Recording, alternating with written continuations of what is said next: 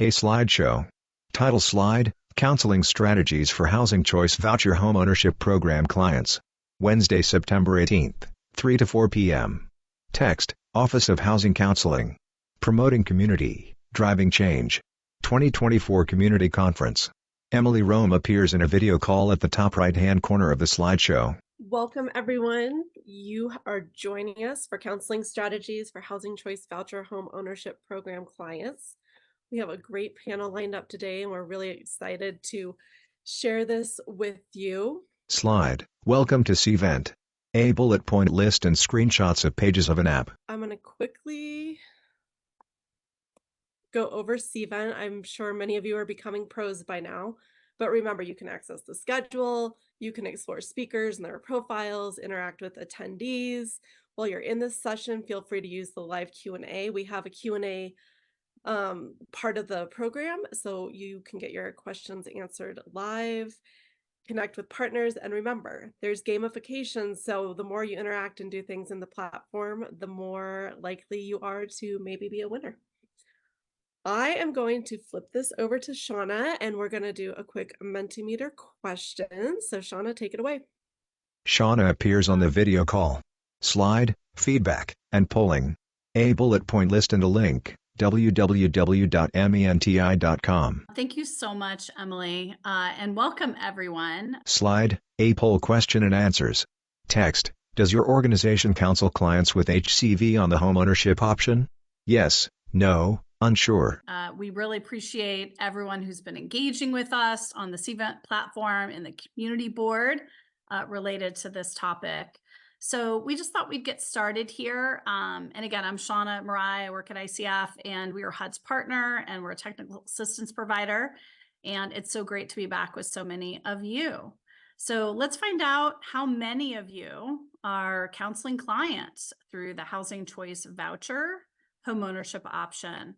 So, and it's okay if you are unsure, and some people know exactly like who they've been serving in their program related to Housing Choice Voucher. So let us know, yes, no, unsure. And so far, there's so many of you who have said yes, a few that have said no. And I know that because of the community board, many of you are asking there, like, how do you do this? And can't wait to hear from our panelists on what their secret sauce is, what they can learn from them. So that's what I'm seeing so far is many of you are yeses and could probably add to the discussion.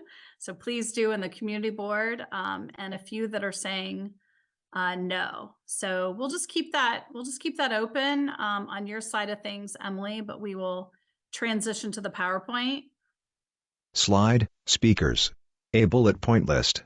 And we are so pleased to be with so many experts here and also an amazing national partner. So the first person who's going to tell us all things on the Housing Choice Voucher homeownership option from where he sits is Bruce Dorpalen. He's the executive director of the National Housing Resource Center, amazing advocacy, association-based, lots of housing counseling agencies are members of NHRC. Then he's going to turn to Megan Ryan, who's the Director of Homeownership and Mobility Grant Programs at the Boston Housing Authority. And Megan and her team have gotten a lot of national press around how in the world are you doing this in Boston, and what makes that program work well. She's been picked up in many different places across the country and different media. And then finally, Ron Izzo just happens to also be close by to Boston, but managing his program in New Hampshire at New Hampshire Housing. He's a supervisor in rental assistance and family self-sufficiency and operates a network of housing counseling agencies as a state HFA. And then here I am at the bottom here. Slide, agenda. A bullet point list. So what we'd love to do is have Bruce Dorpalen talk to us about a national perspective, kind of what's going on in Housing Choice Voucher for homeownership, and then take a deeper dive with our two panelists from Boston and their first time home program, and then New Hampshire Housing's voucher assisted mortgage option. We will have a discussion as a group because we talked about, again, what are some lessons learned that we can impart that might help other housing counseling agencies serve this particular client base. And then we will have you ask us questions during the question and answer. And we also have a resource slide as well that we thought would be helpful to share. So it is my pleasure to turn it over to Bruce Dorpalen at the National Housing Resource Center. Bruce. Slide, Bruce Dorpalen, Executive Director, National Housing Resource Center. Thanks so much, Shauna and HUD team. I'm very glad to be here. It's an important topic, and I'm going to touch on some of the basics. Slide, Housing Choice Voucher Homeownership Program. So Section 8 Housing Choice Vouchers are well known for rental, for subsidizing rental payments. The important and exciting thing is that same voucher payment can be used on the mortgage payment. So we can reduce the amount of the principal, interest, taxes, and insurance, the PITI, that's due. And it's limited to people who are Section 8 homeownership voucher, rental voucher holders. And that means people who make less than 50% of median income. And that's it's very, very low income, but it makes it sustainable because the payments are very affordable. And we'll explain a little bit more about that in a moment. Slide, Housing Choice Voucher Homeownership Program. A bullet point list. But it's an important opportunity. So that makes very low income homeownership sustainable and affordable. It requires high quality counseling and down payment assistance to help people get in. But it's really hitting a badly underserved population. So low income people, of course, but also 61% of the vouchers in this country are voucher holders are Black or Latino. And it's a tremendous wealth building tool. So these people will be homeowners, they will build equity, and they will have intergenerational wealth that can be passed on to others. It's very, very exciting. The challenge here is that we need to make this program work, and that means scaling it up substantially. And we think that's what the role is that housing counselors can play in working with their local PHAs and lenders to make it work. The National Housing Resource Center has been working with HUD and many of you to improve the program. We have a working committee of 50 plus organizations that are deeply involved in working to improve the program in lots of different ways. We'll continue doing that work, but we think that really the place on the ground to make this all work is really with the local PHAs. So really, you're the next step in all this. So let's stay on the slide we just had. So currently, there's less than 10,000 vouchers that are homeownership vouchers out of 2.3 million. So we're talking here about less than 0.5%. Even if we got it up to 5%, we'd have 120,000 homeowners who would be very low income getting subsidized voucher homeownership. It could be a real game changer out there. And there's over 600 PHAs that currently do the program. HUD is some incentives to get others to join, and they do it in the calendar year. They'll get a little bit of incentive to join. So reach out to your PHA if you're interested in the program to make it work. We'll talk about that, and we'll be hearing from a couple leading PHAs who are doing this work already. Chicago and Philadelphia are leaders in the homeownership voucher field. Almost 400. There used to be 400 and each that they had in vouchers, but this is a good example of the kind of volumes that we should normally see, and hopefully they will grow their program as well under this. Slide, a screenshot of a web page titled Homeownership Overview, featuring a map of the U.S. and a table titled Number of Homeownership Participants by PHA. This is a resource page that HUD has, and the links are in the resource slide that's going to come up soon. The thing is, if you want to know if your PHA is active in the program, just click where it says PHA code up there in the data section, and it'll sort by state, and you can then look and see which PHAs in your state are offering the program currently. But again, remind you that it's not that difficult for PHAs to join the program if they're not doing it currently. Slide, Section 8 Homeownership Voucher Basics. A bullet point list. We also have a 2.5-hour training program that we did this summer. I hope over 600 of you participated in that. And it's recorded and on our website and on the resources, but it goes through housing counseling agencies, lenders, housing authorities, and HUD, all talking about how to make the program work. So it's a much deeper dive and it's available to you at any time. So just some of the basics that you know is that the people who already have Section 8 vouchers are the only ones who are eligible. So I'm sorry, I know you'll have people who seem perfect for the program, but it absolutely has to be somebody who currently has a voucher and can be transferred then to homeownership. In most cases, the homeowner will only pay 30% of their income, which makes it very sustainable. With some PHAs, it will they'll allow you to go a little bit higher to make sure they can actually afford the property, but it's 30% is really the target. The subsidy itself is based on the fair market rents and family size, and that's the way the rental voucher works, and it's the exact same amounts for the homeownership side of the fence. You can find out what the voucher amount is in your community. It's called the payment standard, and you can get it from the PHA. It's public information. It's possibly on their website, but they will give it to you, and that will allow you to counsel them and figure out affordability based on that voucher amount. The subsidy, the way it works is that the homeowner would pay 30% of their household income, and the subsidy would cover the rest of the PITI. And it is like any other affordability question.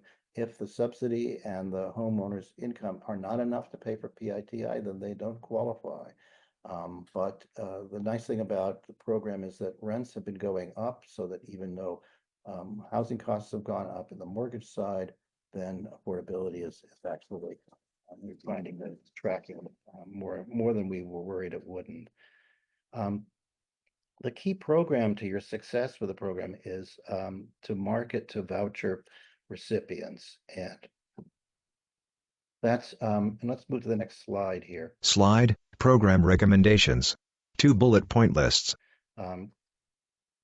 We're finding that if the housing counseling agency becomes involved directly with the PHA and has a great marketing program that really involves education and helps people understand how the program works and what's involved with them, maybe it includes some people who already have qualified for a Section 8 homeownership. That kind of program is highly effective. And what we hear a lot is voucher holders who aren't told about the program or aren't aware of it. And that's something that you can solve working with your local PHA. The subsidy is for, it has some limitations to it currently, that if you are getting a mortgage for 20 years or longer, the term of the subsidy itself is 15 years. Unless they're elderly or disabled, and then it's for the life. But for the Section 8 person that doesn't fit under that category, they have a 15-year term, and we call it a financial cliff that comes at the end. There's ways to resolve that, and we can help you with that in situations people are in. But many people have already incomed out of the program and are able to move on. All of that's doable. The good news also is that we've been talking with HUD about this problem, and they are now ready to propose a rule change that would match the subsidy for the life of the loan. And that's not in place today, unfortunately, but hopefully in the future that'll be able to happen.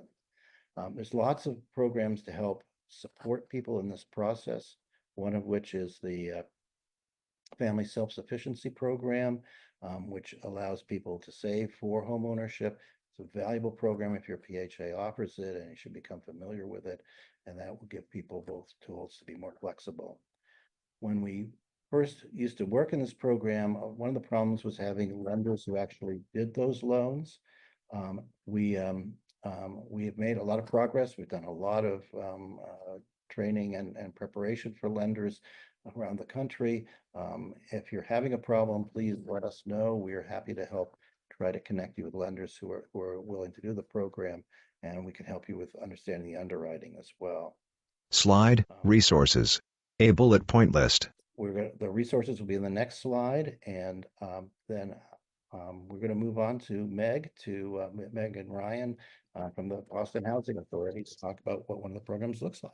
Slide. For questions or more information, contact Bruce Dorpalen, Executive Director, BDORPALEN at hsgcenter.org. Slide. Megan Ryan, Director of Homeownership and Mobility Grant Programs, Boston Housing Authority. Thank you, Bruce.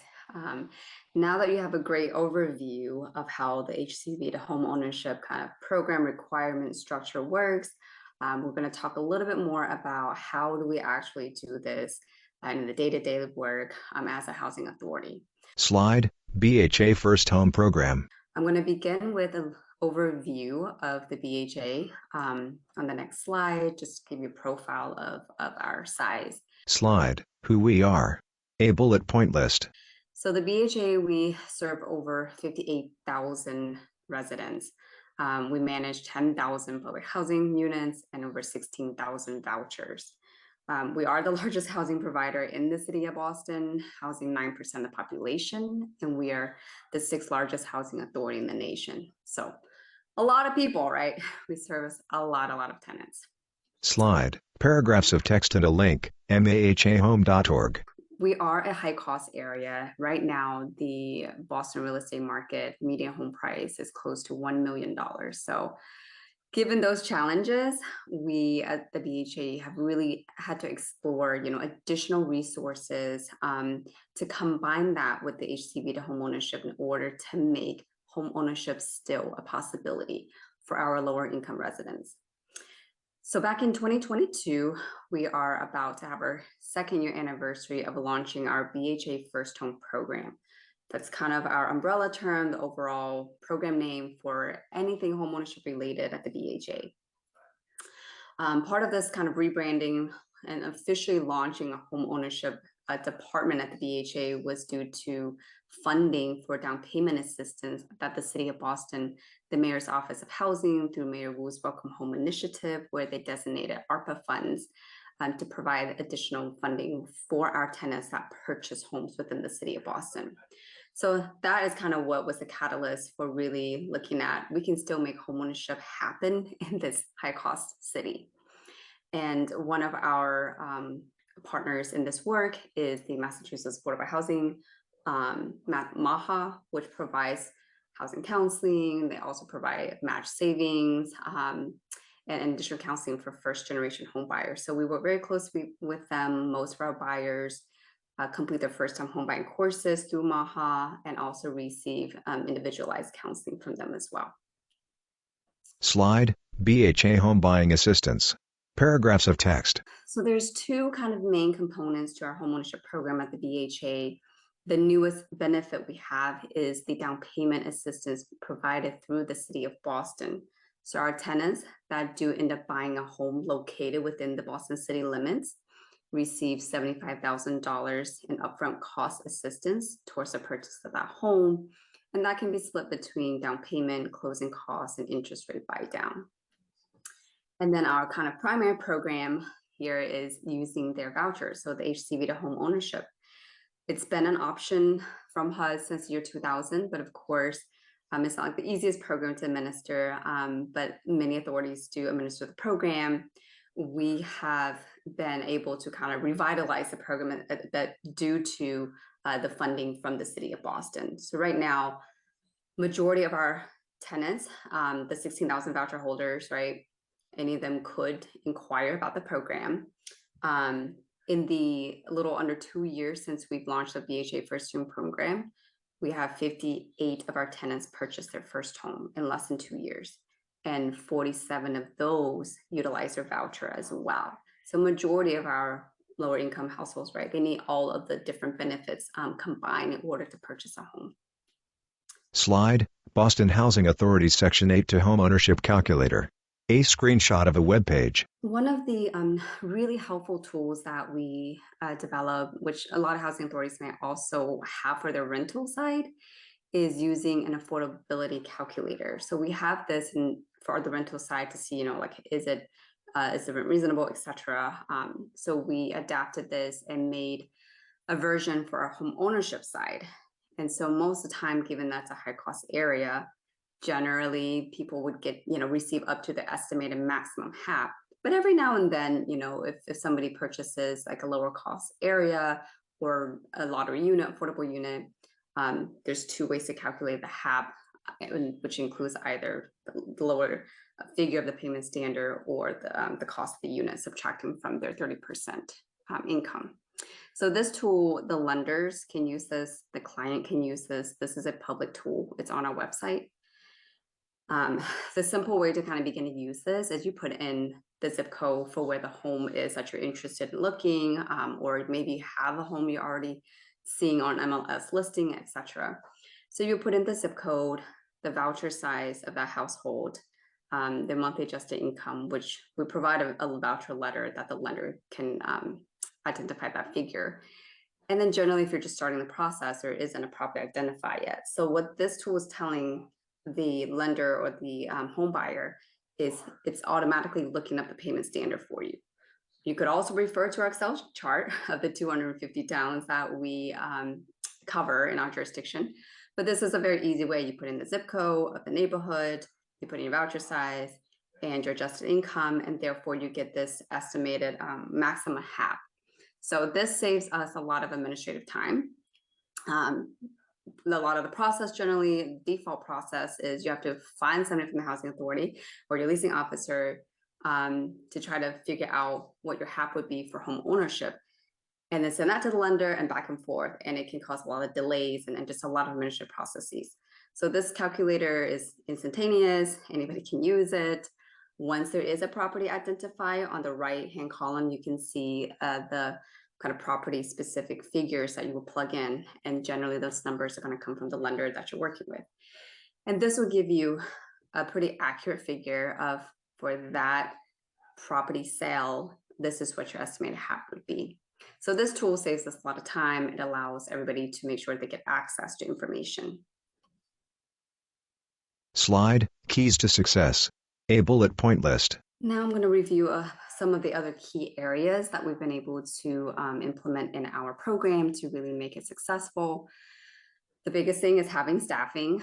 And so we now have a full-time homeownership team dedicated to just answering and helping everybody through their homeownership process. When I came on board, I formalized more of a process in building out relationships with lenders and realtors. This is not like an easy thing for any housing authority to do necessarily. And this is something we do advocate to HUD of like, how can we get more support? Could HUD do a bit more work in like building out trainings and infrastructure to help lenders and realtors understand how to actually do the homeownership process through the voucher? So that's another key piece, is bringing on lenders, training realtors how to actually do this work with us. And then, of course, seeking additional financial resources outside of our agency. So the city provides funding. Previously, we had state funding as well that also provided an additional down payment assistance. That fund, we're waiting for it to be renewed right now. And then lastly, really improving our customer service and making sure that we have client-facing information that they can access. So on our website, any of our tenants can find our homeownership webpage, and it has all the information spelled out. We also have a step-by-step guide that has probably over 100 questions, FAQs. And so this is also a public link that anybody can look at and review, and explains pretty much everything to them. When they have questions like, what's the difference between my family size versus voucher size? How much will my subsidy be for here, etc. So we really wanted to make sure that tenants are not, there isn't barriers to information. And so that's another key piece that we've really improved in the programming since we launched this program. Slide, Ron Izzo, Supervisor, Rental Assistance and Family Self-Sufficiency, New Hampshire Housing. I think that is my last slide. And now I will turn it over to Ron Izzo, the Supervisor of Rental Assistance and Family Self-Sufficiency at the New Hampshire Housing. Thank you. Great. Thank you, Megan. And thank you, Bruce. Slide, VAMO, Housing Choice Voucher Assisted Mortgage Option. A table. Yeah, so what we do in New Hampshire, we do home ownership. We also do family self-sufficiency. We do the home ownership counseling piece, and we also administer the mortgage voucher. We also are the intermediary for the housing counseling grant, and and that's for 3 to 4 other agencies around the state. So they don't have to do the grant. We do it. We oversee their programs, and it just makes it more efficient and I don't know, better outreach throughout the state. So what we do is basically we call it the VAMO program. It's a voucher, homeownership choice voucher, assisted mortgage option. And there's certain criteria, like Bruce and Megan was saying. You have to be a certain age to qualify for the 15 years or the lifetime, and employment is waived. But you all have to have banking and credit. Everybody has to have that. So next slide, please. Slide, VAMO, Housing Choice Voucher Assisted Mortgage Option, continued. A bullet point list. So basically what we do is we educate our regional lenders. We have a program called the Leadership Academy, Fellowship Academy, another word for it. And it's a 9-month program. And they go through, they go to DC and they learn all the things about HUD, about housing and economic development, housing politics, they get a national perspective. They visit the State House there in Concord. So like I said, it's a 9-month class that they're connected with. And anybody, real estate agents, lenders, anybody dealing with this can do that. And they get a nice certificate and it helps their careers. But that's where we educate them on our programs. VAMO's the #1 thing. When clients do this, they have 2 options. Their voucher payment can be added to the borrower's, to their qualifying income, or the payment is used to reduce their PITI payment. And so that's up to the lenders, how they want to negotiate that. It's always affordable fixed rate mortgages, government and conventionally insured, VA loans, all that stuff. Down payment assistance programs, we have them all the time. Currently, we got 2 or 3, and they can be combined. And in this case, you could see we can offer up to 20 grand combined, and I think there might even be a $7,500 one that can be offered in certain circumstances. We reduce the mortgage insurance on the conventional mortgages, and we also offer rehabilitation mortgage options. Like once they're in, they may not be able to afford to fix their roof or their furnace because remember, they may not be working. We're talking about elderly and disabled now who don't have to work, but they have to have a certain amount of income. That income doesn't help with the maintenance of a home all the time. So we may have to roll in there and offer grants and loans. And we do that quite often. Next slide. Slide, VAMO, Housing Choice Voucher Assisted Mortgage Option, continued. A numbered list, and a line graph showing number of listings from 2012 to 2022. So in our process of counseling, the client completes work plans, and all of those are focused on certain areas of the process, like the budgeting and credit. Very important to get their credit to a certain point so they can qualify for a good rate. So we do their credit score. We do an analysis on their credit scores and their credit reports. It's all free for them. And then we get into the homeownership education piece, where we just talk about what it takes to be a homeowner, the upkeep, walking around that home and looking at the life cycle rates. How old is my refrigerator? How old is my dishwasher? When am I going to need to replace this? And then number 3, which not all homeowners do, or none of them do actually, except for the subsidy folks. We talk about how the subsidy works for the VAMO part of it. What we do is we include a letter. It's kind of a commitment. It's a estimate, and it tells them what their subsidy based on their income and household makeup is going to be in any part of New Hampshire. If it's somewhere in Manchester, then we still give them the counseling.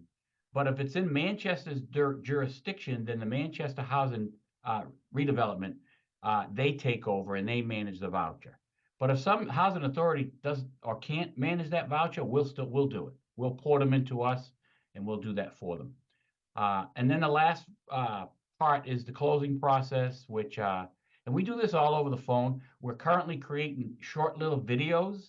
So when we're not around, they can click on these things and say, oh, let me review this again before I close on the home or start looking again. Because by the time they get their mortgage subsidy letter and then they find a home, it could be months or years, especially with the current market and the supply. And as you can see here, we've served over 350 plus to date. 75 plus right now have mortgage subsidy letters and they're shopping, but the supply in New Hampshire has gone down. So we're dealing with that. Anyway, next slide, please. Slide, discussion. That's all I have. Anything? Moving on, Shauna? Thank you so much. I think it was really helpful to hear from Megan about what she is able to accomplish in Boston over the last couple of years. And then also you, Ron, in terms of how you're operating your network of housing counseling agencies. Slide, elements for HCV homeownership success.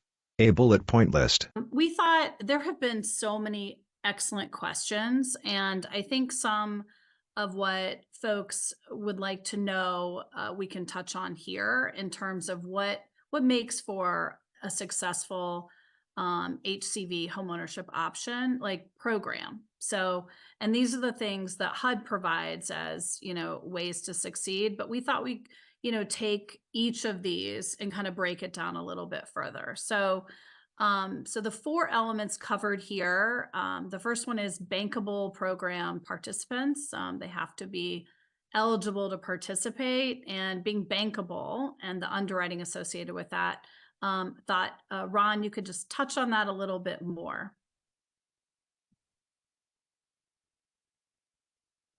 And we would love to hear you, Ron. We absolutely would love to hear. Sorry about that. We offer a lot of programs. It's our mortgage products, basically. So if they, use one of our mortgage products, we're going to give them incentives, down payment incentives. And that's basically it in a nutshell. Megan, anything you want to add to that from your own experience?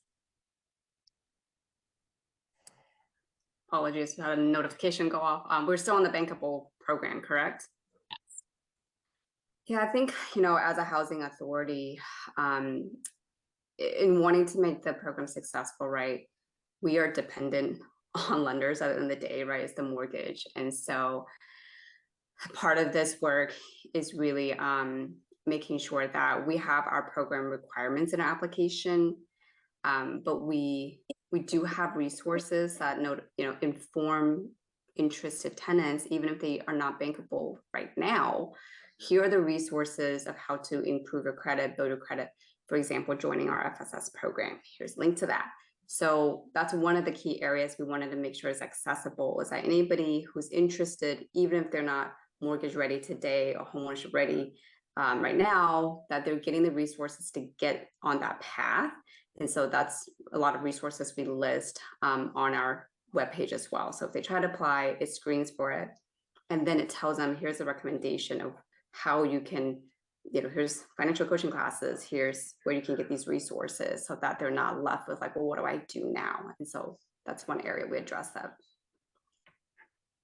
Yeah, and then just to round this out a little bit before we move on to the next one is obviously, making sure that, like you said, that that they have, if they have any credit issues, that those are addressed. Obviously, some sufficient income, and folks that are ready through a family self-sufficiency program, which is something that like Ron, his is directed through that. So all those components just help make a participant bankable and kind of ready to take this on as the next step. And I also just kind of want to weave in that, and I really appreciate Gabriella Roman, who's in HUD's Office of Housing Counseling in Chicago. she mentioned the Chicago Housing Authority. They actually have a program called Choose to Own and have provided all of their requirements, just like you have, Megan, like on their website. So those that are participating in their program as a Housing Choice Voucher holder, it's for that participant to go look at all the requirements that they personally, as members of their household, like need to do to exercise this option. So I think that Chicago, while they are also not a housing counseling agency, we know they also partner, just like you do, Megan, across the entire region to make sure that they have that in place and work collectively with that housing counseling agency.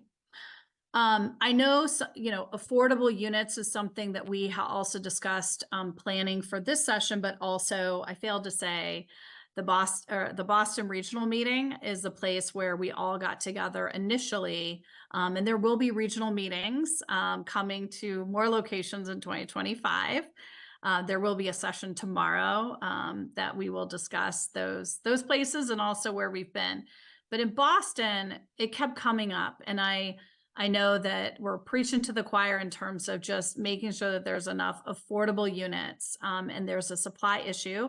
It's across the country, but it's also something that you all have experienced in Boston and also in New England. So in terms of adding to the supply of affordable units, and I believe, Megan, you had a couple things to add to this, but anyone can also speak up. But anything in particular you want to note that's going on in your region to add to the number of affordable units? Yeah, I can add a few of the strategies that we have implemented. One of the things we noticed with the affordable or lottery, some of the lottery units, their applications for a long time really didn't account for the voucher counting as income. And that was brought to our attention from tenants that they would try to apply for lottery units, and it said, well, you don't meet the income, but it didn't allow them to select that they had a voucher. So from the policy side, we worked through that and cleaned that up and made sure that those who do the marketing agencies with the developers, et cetera, that was made sure that voucher buyers are eligible.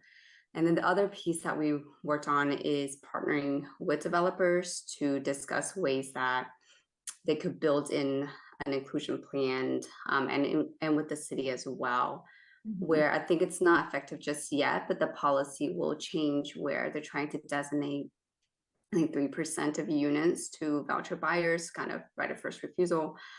So those are some of the areas that we also address and try to work directly to make sure that more developers understand about HCV, how that works, and how we have a lot of tenants are seeking to buy homes, but especially those that are on very fixed incomes, veterans, et cetera. Their income may never get to a level where they can ever buy market rate. And so this is a critical pathway for homeownership for those who senior, elderly, et cetera, to be able to have an affordable unit. And so those are some of the ways that we've really built out more partnerships. And not everyone is, unfortunately, has the ability to kind of plug in, like you just mentioned, to your inclusionary housing that's happening in terms of Boston to adding to your stock. I think that's an excellent idea of adding to if you do have an exclusionary housing policy or ordinance in your jurisdiction, is to piggyback on that. I love that. I also was. Let me just jump in on this whole Please. question, qualifying and income, because Megan put in a very good point. With lenders, partly the issue is the same problem, which is how do you value the value of the voucher?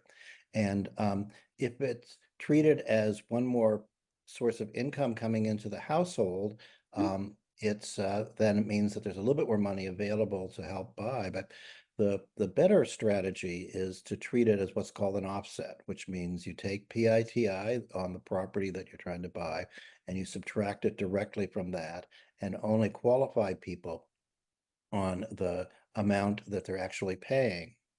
On the income amount, if it's treated as income, what happens is money goes to the household, it becomes one more source, but they have to qualify for the entire PITI. And essentially, it's harder to get to affordability on that question. And mean, there's a little bit more detail on that. The payment needs to go directly to the lender, not to the household. FHA loans do this, portfolio lenders do this. But that's a set of options that we should be looking at. The other thing that it's really worth doing, which is kind of underscoring what Megan was saying, was this really building relationship with nonprofit and for-profit, mission-driven developers who have an opportunity here. We've had really excellent conversations with Habitat for Humanity, which is available around the country. Those are all really good matches for this program. Yeah, that's an excellent point. And thanks for piggybacking a little bit. That was also something that Gabriella mentioned too, is what she's seen in Chicago is just partnerships across the board, Bruce, are really important to help those that are going to help your clients best. The only other thing I was going to mention too is that since you brought up the payment standard, Bruce, and they can find the payment standard for all of their housing authorities, at least that's a starting place to look at also like what's affordable to these clients when you start having the discussion. And because housing counselors know what they need to look at in terms of underwriting for that particular household, the affordability, what's available in the marketplace. So there are some steps that you can take as an HCA to look at what is going on in my community and what the housing authority is putting out there in terms of their program. I wondered if I could turn for a second to Ron to cover the lenders. I know you mentioned talking to the lenders and working through the lender community, but I think that you have done an extensive job doing that. So maybe talk a little bit about your lender relationships and just touch on a few more points than earlier. Sure. So like I said, they keep in touch. They just everything we have, every program, every incentive, every HUD program that could affect lenders, it's just constant communication. Like I said, every year they have a fellowship program, and lenders are there. There's also, I know we do it like a contest on who serves the most clients, not necessarily all VAMO, but who does the most New Hampshire housing mortgages. So we have a contest there, and we have who did the best. We wine and dine them. It's a lot of that, yeah, it's just that basic stuff. And to get them used to and comfortable with doing our mortgages and doing our VAMO mortgages. So that's it. Again, it's just the relationships. The relationships and celebrating, obviously, like the Yeah. partnership and also their own successes. I like the idea of rewarding lenders that work in your Right. across your mortgage products, Ron. Not everyone can do that, but as Right. DHA certainly can. Yeah. So essentially it's pulling all of this together. So I would just add before we move on to the Q&A, is that really not just about the relationships, but also if you want to serve this client base, and it sounds like there are many folks that do from the community boards, but also from the Q&A, they just need to figure out how to get it started. We have a bunch of resources in the end, and it includes sort of this playbook for Housing Choice Voucher home ownership that touches on all of this and provides a lot of great tips. And what a homeowner's responsibilities are, things like that. Some of the rudimentary questions that we got are on the mechanics of the program, but definitely recommend that you take a look at that. So let's move on to the Q&A. Slide, Q&A. The slideshow disappears. The speakers and an ASL interpreter appear on the video call together. And let me just pull up a couple that I noticed and thought that we would, we got a few more. Like I said, lots of interest in this. So, maybe, Megan, I don't know how things got started for you, but there was a lot of questions around how to engage the housing authority. We mentioned there are things available on their websites, like the payment standard and the programs that they offer. And then Bruce also showed this lookup tool. But how can, housing counseling agencies approach approach their housing authority?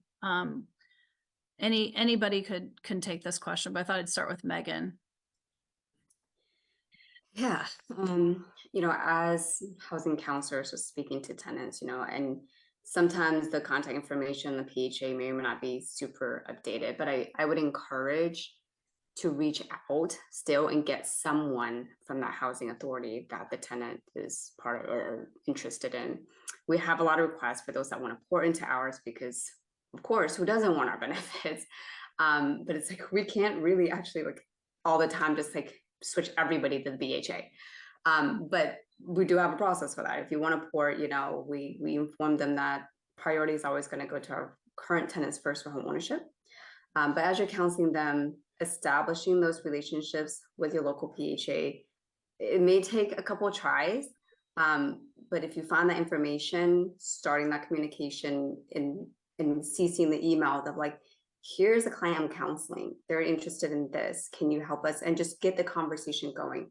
But that's how we get a lot of our leads. And anytime somebody's interested, it might have been like they're like veteran support or something in the VA office that they're working with the tenant, and then they reach out to me. So really bringing everyone together and just starting that conversation so that more information gets out there to hopefully even more and more people understand how it all works.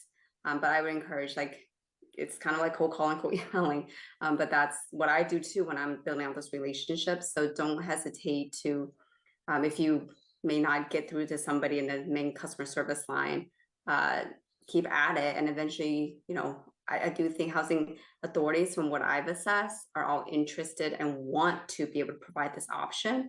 They are also still seeking support of how they can do it as well. So I think the desire is there from housing authorities from the conversations I've had, and I'm trying to support them, but keep up and just keep trying to build that relationship. Let me just add a couple things to that. So I completely agree. I will point out that some housing authorities say, well, we don't have the staff for it. We just don't have the capacity. We don't have the administrative funds. And what Ron has done in New Hampshire is they've got a statewide program that can fill the gaps for the ones that don't have the capacity. Michigan's done that. New York has a similar thing. I know that New Jersey's really thinking about that. And we can help you figure that piece out if that's an issue. The other thing is how to approach a PHA, and PHAs, they have a lot of work to do, and so it is sometimes hard to just ring them up and chat with somebody. But they're political players who will help you get in. So state legislators and city council members are another way to try to go in. And also in some cases we can be helpful too. Yeah, and I think that I'm sorry. Oh yeah, go ahead, Ron, and I'm going to Okay. touch on what Bruce said too. And I think that's the crux of the problem is you've got rental assistance managers that know the rental part of it. The home ownership piece is a little bit more complicated because they work for me. And we just went to a new system to manage clients, and it's clunky. So I could see where the hesitation is out there, that they don't want to learn something new. Plus you've got audit risk. I could see that, but it's possible. We've been doing it for 20 years and we're fine. So I would also just add, and this is one reason why Jimmy Stewart from the Chicago Housing Authority came to our regional meeting in Chicago, was he was looking for partners. He was looking for housing counseling agencies that can work with him on his program, Choose to Own. So, getting in there, he came to the housing counseling environment, but I would also say the opposite. So just like NHRC exists, there are other associations of housing authorities. So NARO is one, the National Affordable Housing Redevelopment Authorities, and also the Council of Large Public Housing Authorities as well, CLAFA. So there are meetings that they have, and there are groups that they have, and getting into their space and trying to find partners. And some states also have like housing associations, so that may bring in different partners. Always encourage folks to tap into what's already existing meetings, relationships, things that you can go to as housing counseling agencies. So, all right, I'll share one other quick resource. So the BHA, along with my local agencies that I speak with a lot, we've been advocating last year for some updated policies and support from HUD. And one of the proposals we gave was having a reoccurring homeownership discussion with HUD. So that anybody can attend those sessions just quarterly. So now there is an actual like quarterly meeting to talk about the homeownership option. So we're still in the infancy of really having HUD work with us to say, hey, this has been around, the option's been around for 24 years, but we haven't had designated collaborative efforts. But on the website, which went back to the data numbers, I think that Bruce has shown, it shows there the HCV homeownership like committee, and you can sign up and get on the listserv and contribute to that conversation. Yeah, that's a great point. Yes. Okay, so I would also, a couple of folks asking about serving folks with disabilities as well. So I just didn't know if anybody had experience, Ron, Megan, with serving somebody who is disabled and touching on that briefly. Yeah, I can go first. Yeah, we serve disabled and elderly. The challenge is they've got to find an accessible unit. So that's sometimes tough. But we do. I mean, it's like I said, the only issue is that the income requirements aren't there for them. So if they're making the minimum to qualify and they qualify for the loan, they don't have a lot of money to keep that home maintained. So we watch them. But yeah, disabled, integrated right in our program.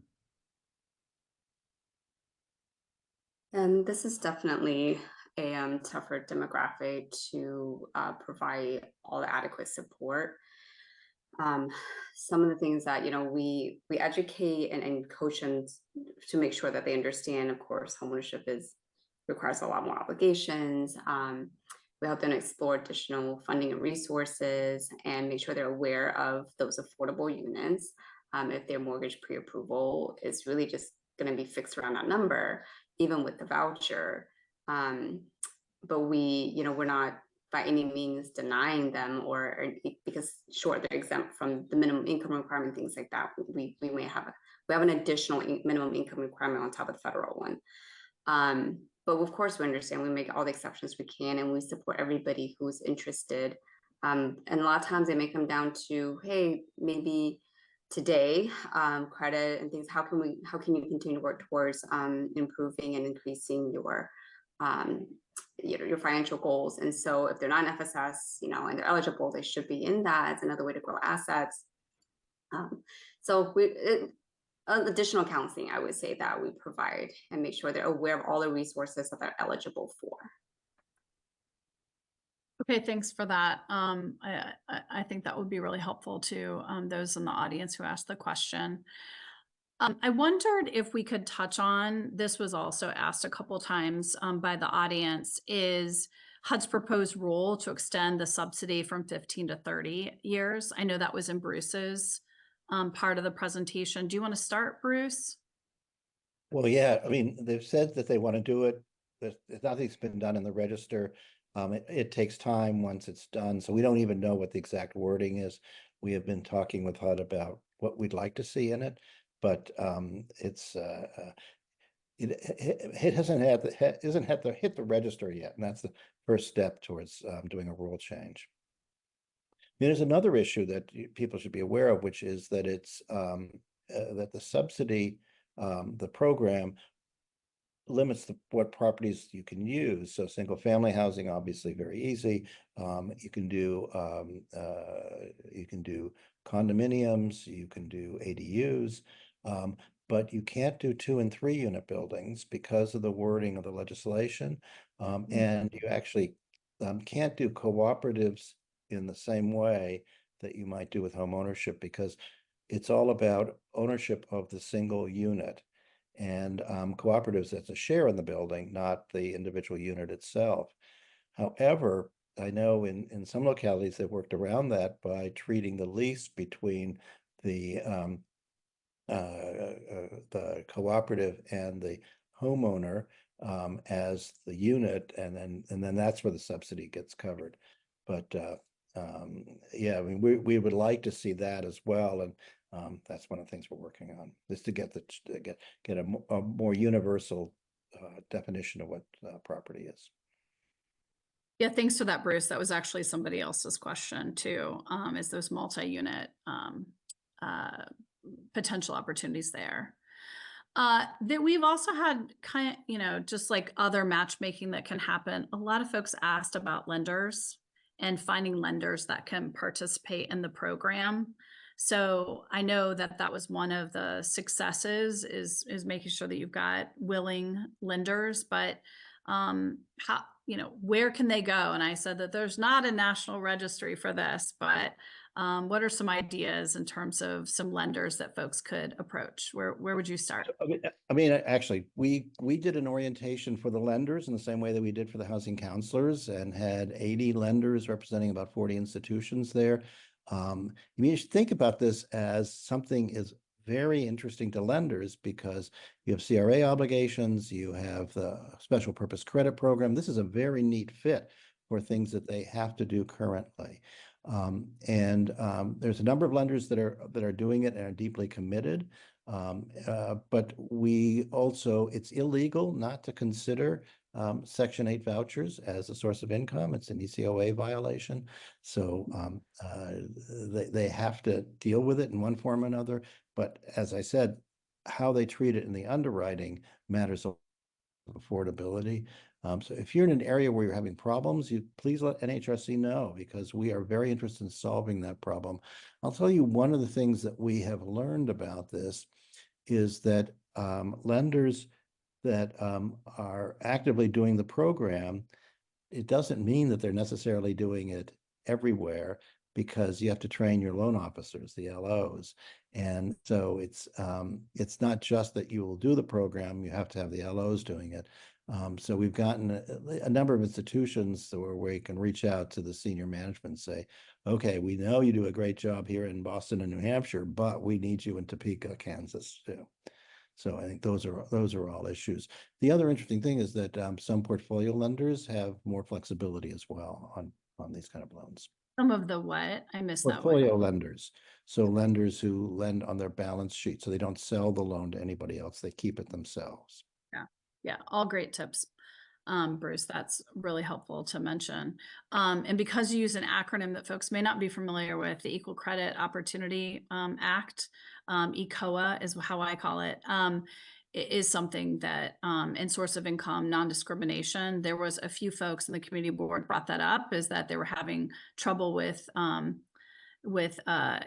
having the ability to make sure that folks were not discriminated against based upon having a voucher. So that's all something that folks are paying attention to. Anyone else want to comment on lenders and lender relationships? Ron, anything to add?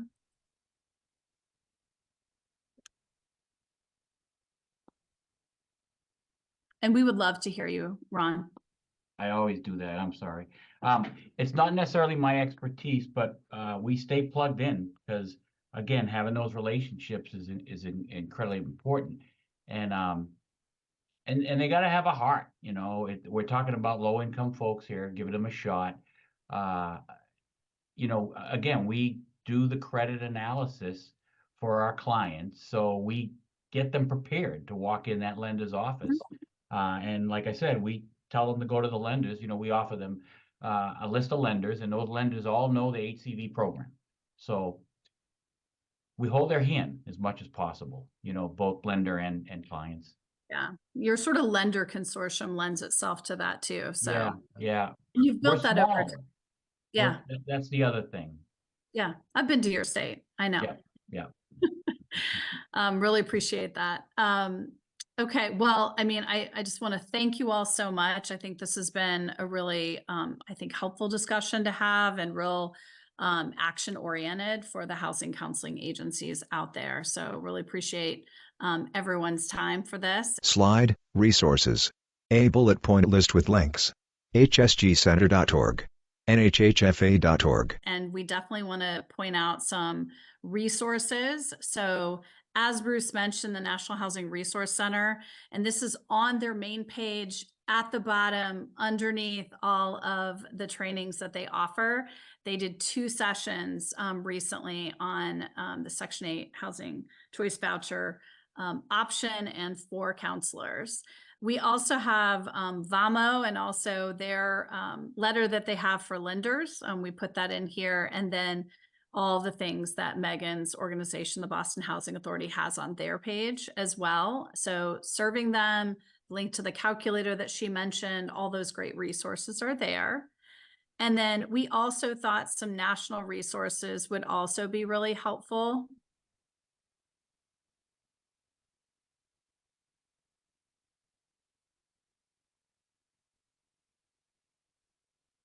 Slide, upcoming sessions. And I really thought we had our national resources. Well, we will make sure that we share them on the community board, because I know that we need to make sure that that is in your hands, that guidebook that I mentioned for HCV, et cetera.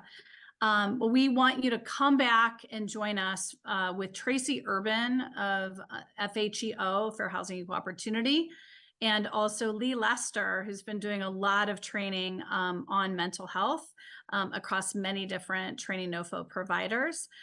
So come back for that session. Make sure you take the pre-assessment. I provided the link on that community board.